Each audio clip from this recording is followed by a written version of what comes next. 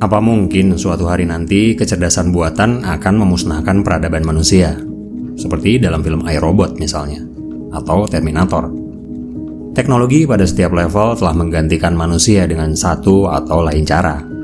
Masih ingatkah kamu beberapa tahun yang lalu saat masih ada petugas tol di pintu masuk dan pintu keluar, yang kemudian tersisa jadi hanya di pintu keluarnya saja, hingga sekarang menjadi tidak ada di kedua-duanya? Masih ingatkah ketika ojek pangkalan kemudian digantikan oleh ojek online? Mereka yang dulu begitu marah saat tiba-tiba saja orang bisa dengan mudah mengakses layanan antar hanya dari smartphone tanpa perlu keterlibatan mereka. Dan mereka mungkin lupa sama sejarah bahwa mereka pun dulu pernah menggantikan peran delman. Secara umum, hukum Moore yang meramalkan bahwa kecepatan pertumbuhan teknologi komputer akan terjadi 2 kali lipat setiap 2 tahun telah membuktikan kebenarannya, bahkan lebih cepat dari yang pernah kita duga. Tapi AI sangat berbeda dengan teknologi yang baru saja kita bicarakan. AI mungkin adalah penemuan terakhir umat manusia. Dengan sebuah teknologi yang dinamakan machine learning, memungkinkan sebuah komputer bisa belajar seperti manusia. Pada tahun 2019 lalu, OpenAI 5 yang terdiri dari 5 bot komputer untuk pertama kalinya dapat mengalahkan manusia yang merupakan 5 pemain e-sport terbaik dunia dalam pertandingan internasional Dota 2. Setelah sebelumnya pada tahun 2017, OpenAI untuk pertama kalinya memenangkan pertandingan 1 lawan 1 melawan pro player bernama Dendi di kejuaraan yang sama. Yang paling mencengangkan adalah fakta bahwa OpenAI tersebut melakukannya tanpa pengalaman apapun dengan manusia. Ia melakukan jutaan permainan melawan dirinya sendiri, dari mulai belajar cara berjalan, kemudian berkembang hingga pada suatu titik ia memiliki kemampuan di atas manusia setara dengan 45.000 tahun pengalaman bermain hanya dengan waktu yang relatif singkat. Artificial Narrow Intelligence adalah satu-satunya AI yang berhasil dibuat manusia sejauh ini. Ia adalah AI yang dibuat hanya untuk tujuan tertentu. Sebut misalnya Midjourney, DALL-E, ChatGPT, dan masih banyak lagi. Artificial General Intelligence atau AGI di sisi lain adalah AI dengan lebih dari satu tujuan. AGI hampir setara atau bahkan diharapkan dapat setara dengan kecerdasan manusia. Cara kerjanya mirip seperti otak manusia. Sebuah sistem yang dikenal dengan neural network, di mana setiap neuron hanya menyelesaikan sebuah tugas yang menjadi bagian kecil dari keseluruhan masalah. Neuron di otak kita beroperasi pada sekitar 200 Hz.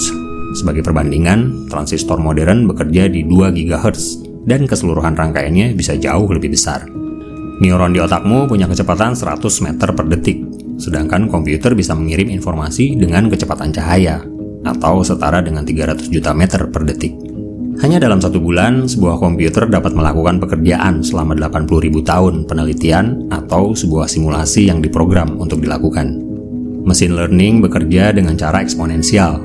Artinya, segalanya akan berawal dengan lambat, namun pada suatu titik tertentu, ia akan berkembang dengan sangat cepat. Begitu kita memiliki AGI yang berfungsi seperti manusia, ia dapat membantu kita mencapai tingkat kecerdasan super hanya dalam waktu singkat, dan akan mengulangi proses ini lebih cepat setiap kali melakukannya. Pada suatu titik, ia akan menjadi jutaan kali lebih cerdas dari manusia manapun di dunia. Hingga suatu hari, dunia akan mengalami singularitas teknologi, atau orang-orang menyebutnya dengan ledakan kecerdasan, di mana kecerdasan buatan menjadi sangat maju hingga terjadi ledakan ekstrim pengetahuan di seluruh dunia. Dan kecerdasan manusia mungkin hanya mewakili minoritas kecerdasan yang ada, atau mungkin malah jadi penghambat kemajuan.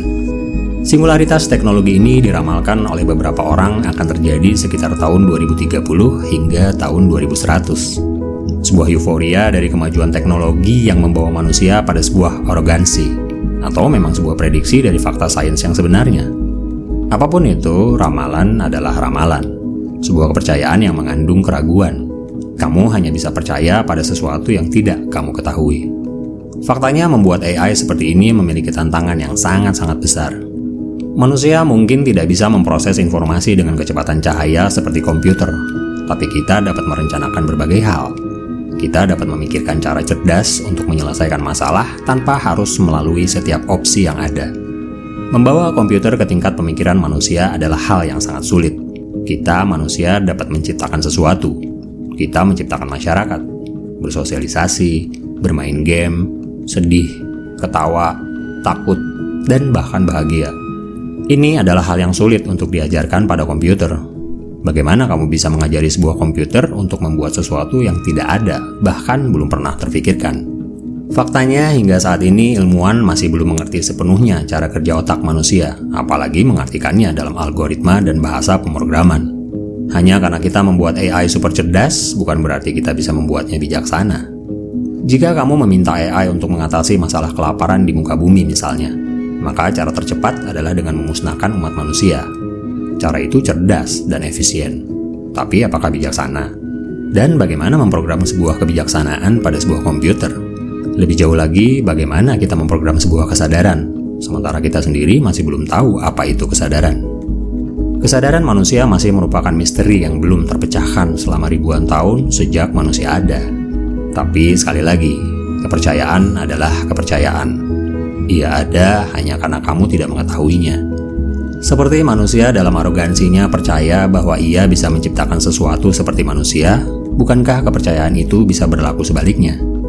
Ada sebuah kecerdasan super yang menciptakan kecerdasanmu, yang bahkan telah terbukti berhasil memecahkan misteri kesadaran, yang entah bagaimana caranya mampu menempatkan kesadaranmu pada sebuah platform dengan miliaran jaringan super canggih bernama tubuh, membekalimu dengan alat-alat dasar supaya kamu bisa bertahan hidup, menyempurnakanmu dengan kemampuan sosial supaya kamu bisa beradaptasi dengan lingkunganmu, melengkapimu cukup dengan kecepatan neuron 100 meter per detik, yang dengannya cukup bagimu untuk bisa membuat keputusan tanpa harus menghitung semua opsi yang ada di alam semesta.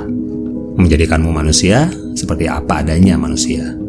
Bukti dari sebuah kemungkinan yang sulit terbantahkan, yang bahkan bisa kamu rasakan melalui kesadaranmu sendiri. Jembatan itu ada. Ia bernama pengetahuan. Kamu hanya perlu menitinya dengan bijaksana. Sebuah kemampuan untuk melihat jauh melampaui sebuah kecerdasan.